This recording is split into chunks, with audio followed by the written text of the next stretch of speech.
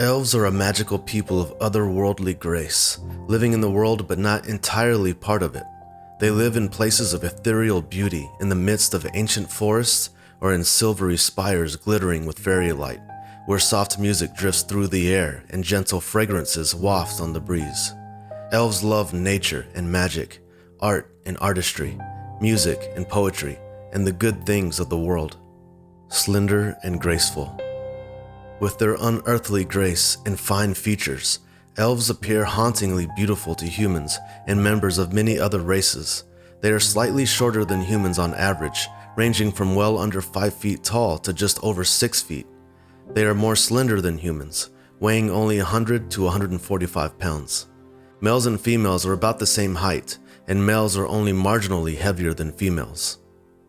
Elves' correlation encompasses the normal human range and also includes skin in shades of copper, bronze, and almost bluish white, hair of green or blue, and eyes like pools of liquid gold or silver. Elves have no facial and little body hair. They favor elegant clothing and bright colors, and they enjoy simple yet lovely jewelry. A timeless perspective. Elves can live well over 700 years, giving them a broad perspective on events that might trouble the shorter-lived races more deeply. They are more often amused than excited, and more likely to be curious than greedy. They tend to remain aloof and unfazed by petty happenstance. When pursuing a goal, however, whether adventuring on a mission or learning a new skill or art, elves can be focused and relentless. They are slow to make friends and enemies. They are even slower to forget them. They reply to petty insults with disdain, and to serious insults with vengeance. Like the branches of a young tree, elves are flexible in the face of danger. They trust in diplomacy and compromise to resolve differences before they escalate to violence. They have been known to retreat from intrusions into their woodland homes, confident that they can simply wait the invaders out. But when the need arises, elves reveal a stern martial side, demonstrating skill with sword, bow, and strategy. Hidden woodland realms.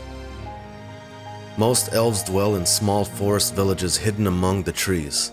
Elves hunt game, gather food, and grow vegetables, and their skill and magic allow them to support themselves without the need for clearing and plowing land.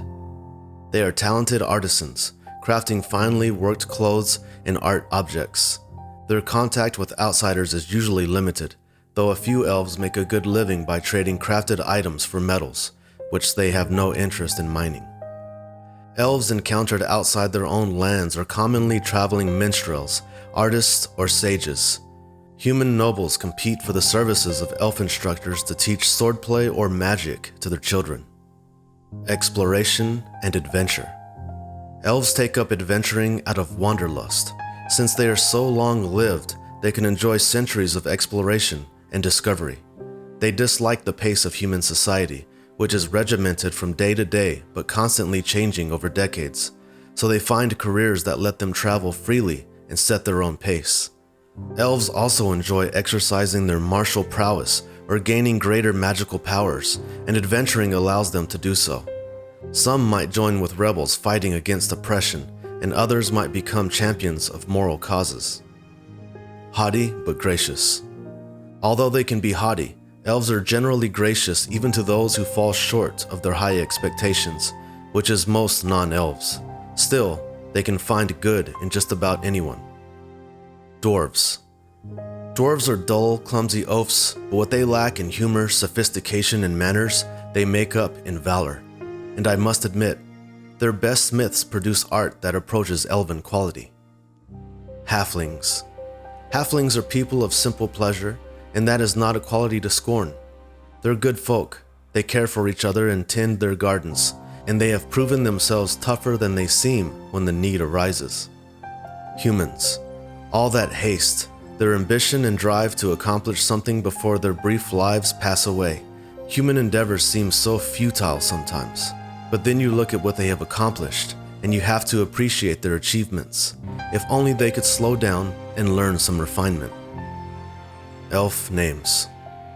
Elves are considered children until they declare themselves adults, sometime after the 100th birthday, and before this period, they are called by child names. On declaring adulthood, an elf selects an adult name. although those who knew him or her as a youngster might continue to use the child name. Each elf's adult name is a unique creation, though it might reflect the names of respected individuals or other family members. Little distinction exists between the male names and female names. The groupings here only reflect general tendencies. In addition, every elf bears a family name, typically a combination of elvish words. Some elves traveling among humans translate their family names into common, but others retain the elvish version. Elf traits. Your elf character has a variety of natural abilities, the result of thousands of years of elven refinement. Ability score increase. Your dexterity score increases by 2. Age. Although elves reach physical maturity at about the same age as humans, the elven understanding of adulthood goes beyond physical growth to encompass worldly experience. An elf typically claims adulthood and an adult name around the age of 100 and can live to be 750 years old. Size. Elves range from under 5 to over 6 feet tall and have slender builds. Your size is medium. Speed. Your base walking speed is 30 feet. Dark vision. Accustomed to twilit forest and the night sky, you have superior vision in dark and dim conditions. You can see in dim light within 60 feet of you as if it were bright light, and in darkness as if it were dim light. You can't discern color in darkness, only shades of gray. Keen senses. You have proficiency in the perception skill. Fey Ancestry. You have advantage on saving throws against the charmed, and magic can't put you to sleep. Trance. Elves don't need to sleep. Instead, they meditate deeply, remaining semi-conscious for 4 hours a day. The common word for such meditation is trance. While meditating, you can dream after a fashion. Such dreams are actually mental exercises that have become reflective through years of practice. After resting in this way, you gain the same benefit that a human does from 8 hours of sleep. Languages. You can speak, read, and write Common and Elvish. Elvish is fluid with subtle intonations and intricate grammar. Elven literature is rich and varied, and their songs and poems are famous among other races. Many bards learn their language so they can add Elvish ballads to their repertoires. Subrace. Ancient divides among the elven people resulted in 3 main subraces: High Elves, Wood Elves, and Dark Elves, who are commonly called Drow. In some worlds, these subraces are divided still further, such as the Sun Elves and Moon Elves of the Forgotten Realms. So if you wish, you can choose a narrower subrace. High Elf. As a High Elf, you have a keen mind and a mastery of at least the basics of magic. In many of the worlds of D&D, there are 2 kinds of High Elves. One type, which includes the Grey Elves and Valley Elves of Greyhawk, the Sylvanisty of Dragonlance, and the Sun Elves of the Forgotten Realms, is haughty and reclusive, believing themselves to be superior to non-elves and even other elves. The other type, including the High Elves of Greyhawk, the Quellenesti of Dragonlance, and the Moon Elves of the Forgotten Realms, are more common and more friendly, and often encountered among humans and other races. The Sun Elves of Faerun, also called Gold Elves or Sunrise Elves, have bronze skin and hair of copper, black, or golden blonde. Their eyes are golden, silver, or black. Moon Elves, also called Silver Elves or Grey Elves, are much paler, with alabaster skin sometimes tinged with blue. They often have hair of silver white, black, or blue, but various shades of blonde, brown, and red are not uncommon. Their eyes are blue or green and flecked with gold.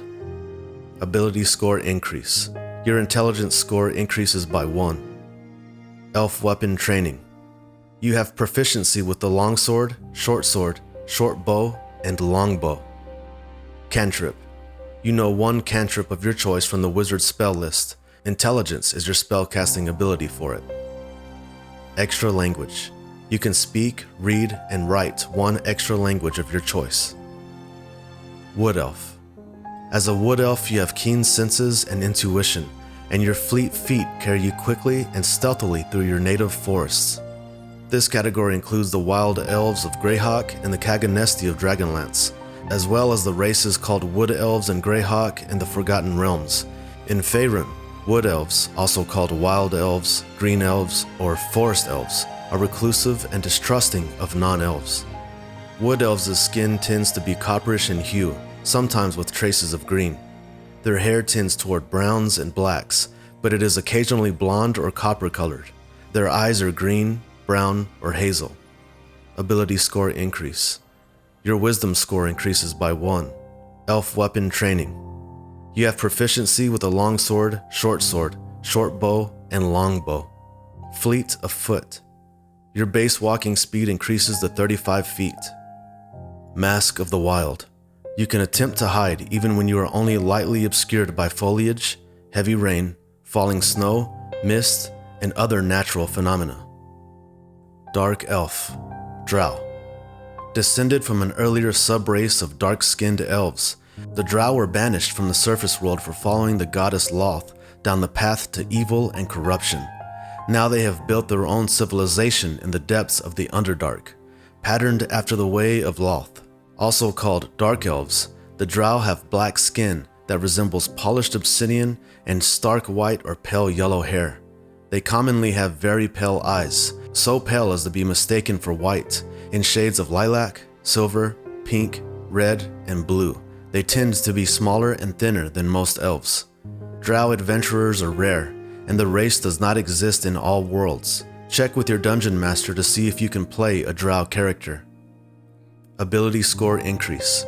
Your charisma score increases by 1. Superior dark vision. Your dark vision has a radius of 120 feet. Sunlight sensitivity. You have a disadvantage on attack rolls and on wisdom checks that rely on sight when you, the target of your attack, or whatever you are trying to perceive is in direct sunlight. Drow magic. You know the dancing lights cantrip. When you reach 3rd level, you can cast the faerie fire spell once per day. When you reach 5th level, you can also cast the darkness spell once per day. Charisma is your spell casting ability for these spells. Drow weapon training. You have proficiency with rapiers, short swords, and hand crossbows. The darkness of the Drow. Were it not for one renowned exception, the race of Drow would be universally reviled. To most, they are a race of demon-worshipping marauders dwelling in the subterranean depths of the Underdark, emerging only on the blackest nights to pillage and slaughter the surface dwellers they despise. Their society is depraved and preoccupied with the favor of Loth, their spider goddess, who sanctions murder and the extermination of entire families as noble houses vie for position. Yet one Drow, at least, broke the mold. In the world of the Forgotten Realms, Dritz Duerden, Ranger of the North, has proven his quality as a good-hearted defender of the weak and innocent. Rejecting his heritage and adrift in a world that looks upon him with terror and loathing, Dritz is a model for those few Drow who follow in his footsteps, trying to find a life apart from the evil society of their Underdark homes. Drow grow up believing that surface-dwelling races are inferior, worthless except as slaves. Drow who develop a conscience or find it necessary to cooperate with members of other races find it hard to overcome that prejudice, especially when they are so often on the receiving end of hatred.